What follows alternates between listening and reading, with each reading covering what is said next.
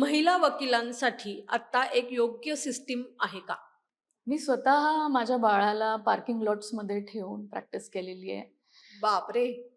अ, तेव्हा क्रेंच फॅसिलिटी नव्हती, पण सुदैवाने आता मुंबईमध्ये सगळ्याच कोर्ट्सला क्रेंच फॅसिलिटी आलेली आहे. आणि ही परिस्थिती मुंबईची आहे, की आता इथे बेसिक फॅसिलिटीज, एमेनिटीज आहेत. ओके. पण जेव्हा आपण तालुका कोर्ट्समध्ये हं. जातो, इव्हन मी म्हणेल काही जिल्हा कोर्ट्समध्ये पण जातो, तर ओके. प्रत्येक जिल्हा कोर्ट्सला किंवा तालुका कोर्ट्सला क्रेंच फॅसिलिटी अजूनही नाहीये.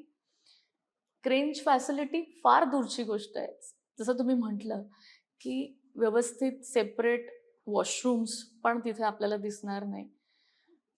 तर मुळातच लीगल प्रोफेशन, प्रॅक्टिस हे खूप चॅलेंजिंग आहे, डिमांडिंग आहे.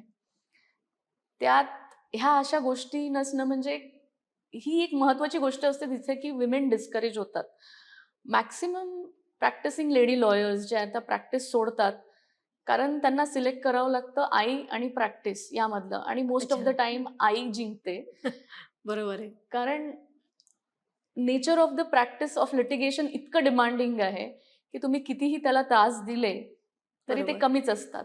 आणि लहान बाळ आहे म्हणून तुम्ही आज व्यवस्थित आर्ग्यू करू नका किंवा करू नये, ही असं तर काही कन्सिडरेशन नसतंच. त्यामुळे इक्वली डिमांडिंग खांद्याला खांदा लावून काम करणाऱ्या प्रोफेशनमध्ये अशा एक्स्पेक्टेशन्स पण चुकीच्या आहेत कदाचित. पण काहीतरी कुठेतरी एक कन्सिडरेशन असावं, अशी एक अपेक्षा आहे.